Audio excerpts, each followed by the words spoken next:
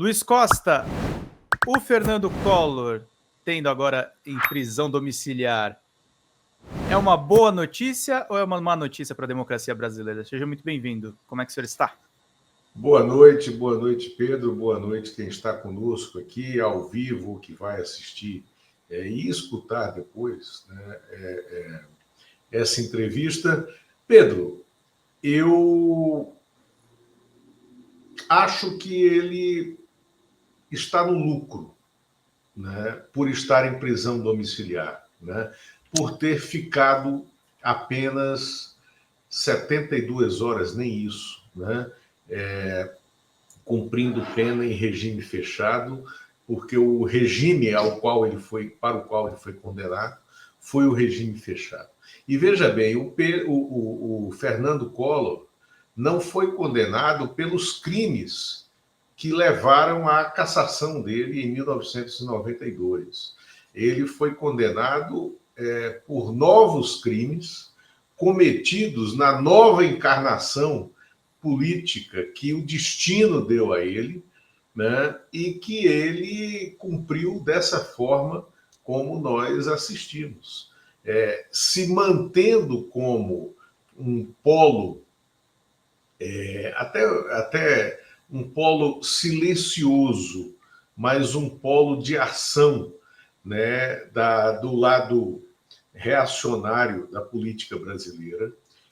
Nos últimos anos, ele fechou totalmente com a extrema-direita, ele se tornou um apoiador inconteste do Bolsonaro em Alagoas. Aliás, o único estado do Nordeste que, em 2018, o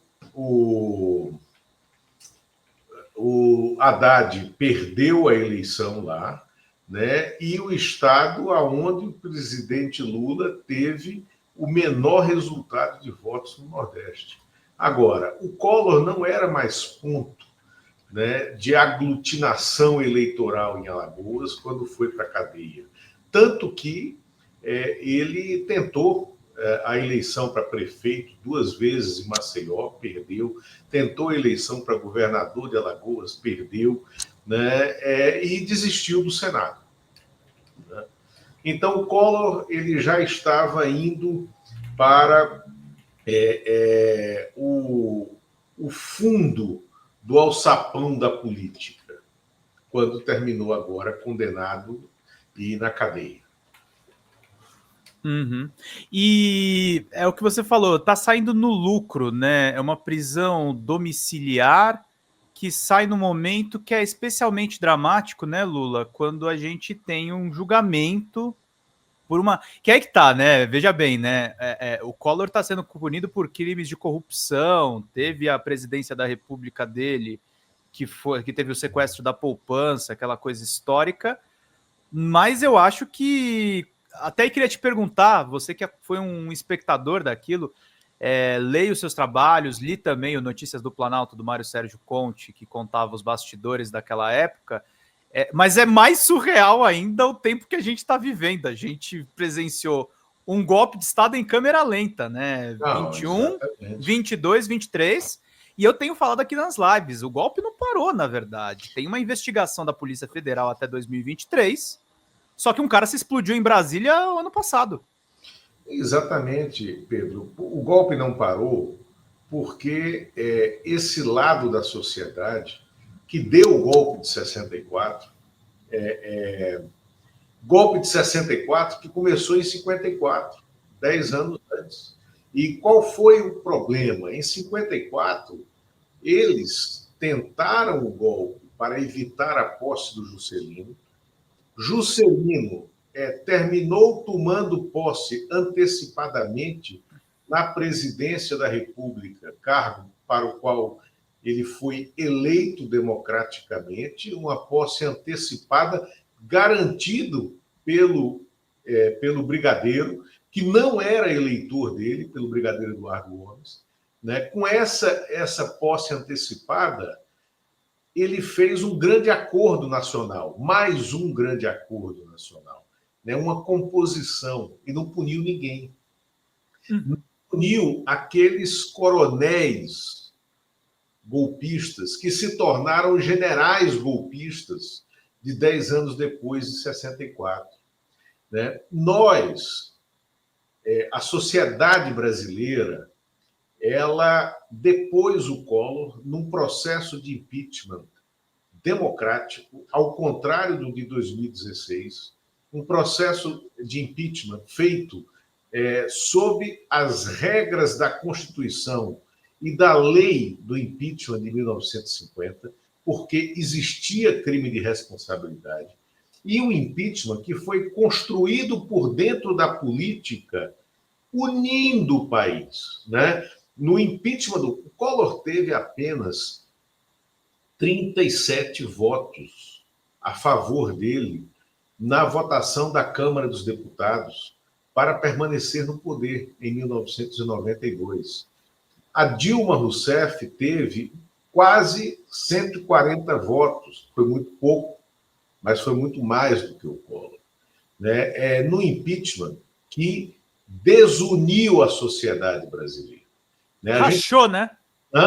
Rachou, né? A sociedade brasileira. Os reflexos desse racha a gente sente até hoje. Eles ecoam na sociedade, eles ecoaram na eleição que quase surpreende a todos com que foi possível a vitória do Bolsonaro com toda a loucura que a gente estava vivendo, e isso se mantém hoje, veja bem, hoje, inclusive no dia de hoje. Eu assisti a entrevista que o Bolsonaro deu para o UOL, né? E, do ponto de vista jornalístico, foi uma lástima. Foi. Né? Que, com pelo menos um dos jornalistas ali bem mais experientes, né, Lula? Que é o Josias. Exatamente. O Josias era chefe de redação em Brasília, né?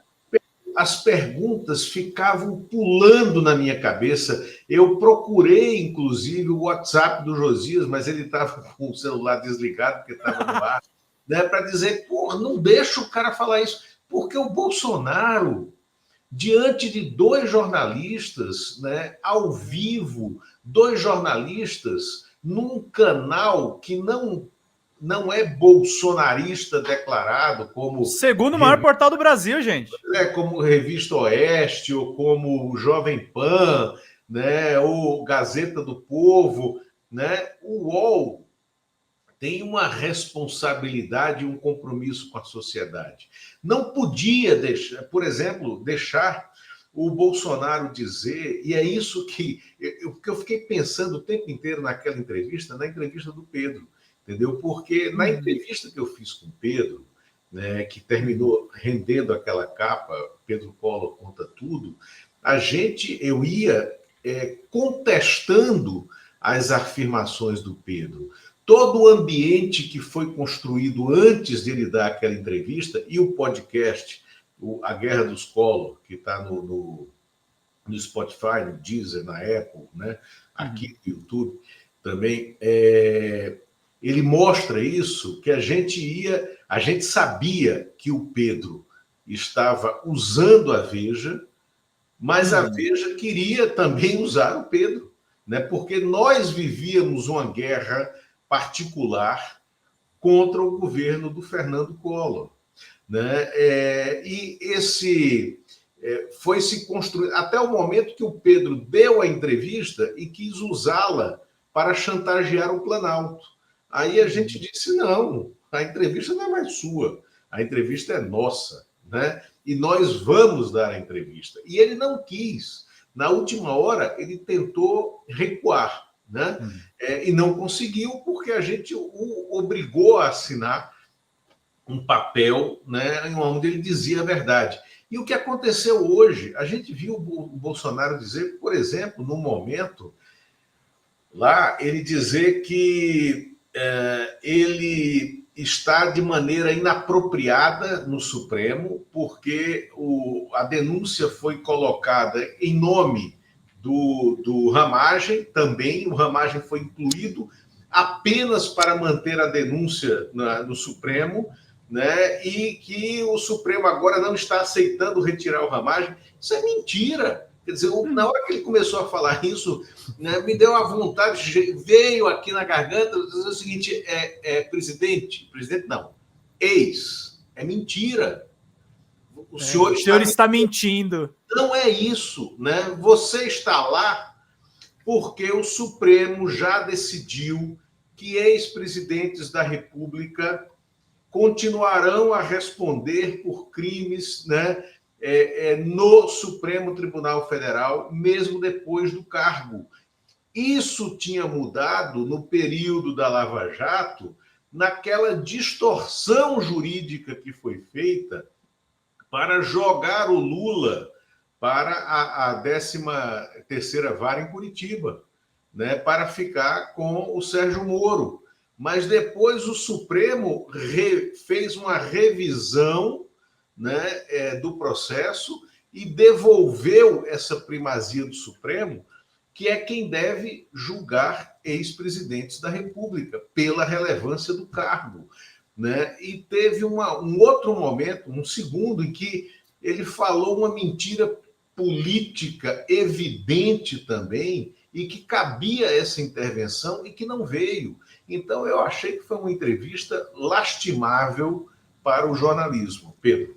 Fala, pessoal da Folha Democrata, aqui é Pedro Zambarda, editor do canal. Falar um pouquinho a respeito da necessidade de vocês financiarem a Folha Democrata. Gente, a Folha Democrata é financiada através de um Pix chamado Folha Democrata, é o endereço do Pix, né? folhademocrata@gmail.com. Nós precisamos do nosso jornalismo financiado por vocês que são do nosso público, porque nós passamos vários perrengues aqui com o YouTube, vocês sabem muito bem. E mesmo assim, graças a essa comunidade muito unida, a gente conseguiu fazer lives históricas, acompanhar praticamente ao vivo a campanha do Guilherme Boulos, trazer informações exclusivas a respeito de Gustavo Gayer, de Olavo de Carvalho, de todos os bolsonaristas, combater as fake news e tudo o que a gente acompanha. Por R$80 no nosso Pix você ganha um curso de roteiro para série, o que é muito importante se você é artista, roteirista, se você lida com essas práticas da economia criativa. Outra forma de você colaborar também é se tornando membro aqui do nosso canal. Isso é muito importante para você fazer as suas atividades por aqui, porque você tem acesso a vídeos exclusivos e nós temos um curso de jornalismo básico para você poder acompanhar a partir de R$5, que é ministrado por mim. A gente tem aí quase uma dezena de aulas e muito conteúdo para você poder acompanhar. Meus caros, minhas caras, financiem o jornalismo independente, financiem o jornalismo que se posiciona à esquerda, financiem o jornalismo na internet, que traz informações confiáveis, checadas, que cruza informações e que trata você, que é o nosso público, de uma maneira muito séria. Vida longa e próspera, gente. Cuidem dos seus. Até mais. Tchau, tchau.